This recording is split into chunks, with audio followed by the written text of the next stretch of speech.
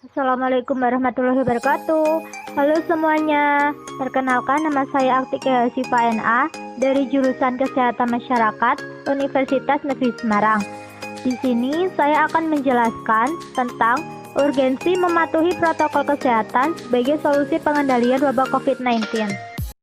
Kini, masyarakat dunia dihebohkan dengan banyaknya dampak yang dihasilkan wabah COVID-19. Bukan hanya terbatas pada persoalan medis, tetapi sudah merambah pada persoalan ekonomi dan pendidikan.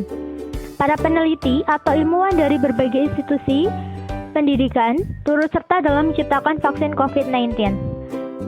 Mereka juga bekerja sama dengan perusahaan-perusahaan farmasi yang ada di Indonesia maupun luar negeri. Pasalnya, vaksin diprediksi dapat mengendalikan suatu penyakit. Tahukah kalian apa itu vaksin? Vaksin adalah bahan antigenik yang digunakan untuk menghasilkan kekebalan terhadap suatu penyakit. Pemberian vaksin atau imunisasi dilakukan untuk mencegah atau mengurangi pengaruh infeksi penyebab penyakit-penyakit tertentu. Vaksin tidak hanya dapat membentuk antibodi seseorang dalam melawan suatu penyakit, tetapi juga melindungi orang lain dari penyakit tersebut. Lantas, apakah vaksin COVID-19 sangat efektif? Organisasi Kesehatan Dunia atau WHO mengatakan bahwa vaksin tidak akan cukup menghentikan pandemi virus corona. Vaksin COVID-19 hanya menjadi salah satu alat untuk mengendalikan penyebaran virus. Hal ini ditegaskan oleh Direktur Jenderal WHO, Tedros Adhanom Ghebreyesus.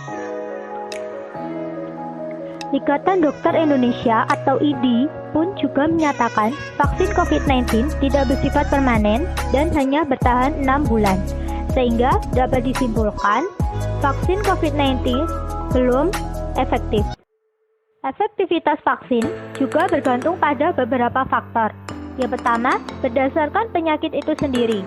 Misalnya, suatu penyakit jika diberi vaksin A akan efektif dan sembuh. Tetapi, jika diberi vaksin B, tidak akan sembuh dan tidak efektif. Jadi, penyakit itu sendiri yang menentukan vaksin mana yang efektif untuk mencegah penyakitnya. Yang kedua, apakah jadwal imunisasi benar-benar dipatuhi? Karena banyak masyarakat Indonesia yang lalai terhadap jadwal imunisasi mereka sendiri. Yang ketiga, adanya tanggapan yang berbeda terhadap vaksin. Tanggapan yang berbeda terhadap vaksin terjadi di kalangan masyarakat, sehingga efektivitas vaksin bergantung pada tanggapan individu. Yang keempat, berbagai macam faktor seperti etnis, usia, atau kelainan genetik juga mempengaruhi efektivitas vaksin. Vaksin memang penting, tetapi fokus pada apa yang bisa dilakukan saat ini juga lebih penting. Misalnya, penerapan protokol kesehatan lebih digencarkan lagi. Protokol kesehatan sangat penting dalam pengendalian wabah ini. Misalnya, New Zealand bisa menekan COVID-19 dengan cara menerapkan protokol kesehatan yang tepat.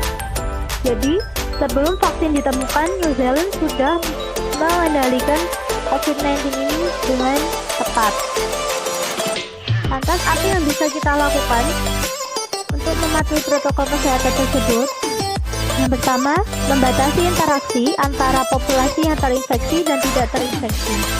Misalnya social distancing, pembatasan pengunjung di suatu keramaian, atau penutupan sekolah-sekolah, dan sebagainya.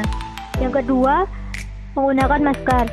Dimanapun kita berada, terutama di keramaian, kita harus selalu menggunakan masker. Yang ketiga, mencuci tangan dengan sabun dan air mengalir.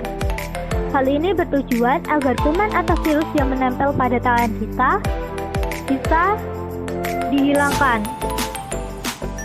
atau kita terhindar dari virus tersebut, sehingga dengan mencuci tangan, virus tidak jadi bersarang pada tubuh kita. Yang keempat, menggunakan hand sanitizer. Penggunaan hand sanitizer di sini digunakan untuk pengganti air dan sabun. Jadi jika tidak ada air dan sabun, kita bisa menggunakan hand sanitizer. Yang terakhir adalah hindari menyentuh area wajah dengan tangan. Kita tidak tahu apakah di tangan kita ada virus atau kuman yang menempel. hindari menyentuh area wajah dengan tangan. Mari terapkan protokol kesehatan guna memerangi COVID-19. Pemerintah serta masyarakat harus bekerja sama dalam mengendalikan wabah ini.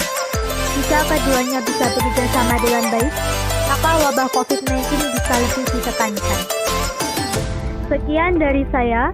Jika ada salah kata, mohon dimaafkan. Wassalamualaikum warahmatullahi wabarakatuh. Terima kasih.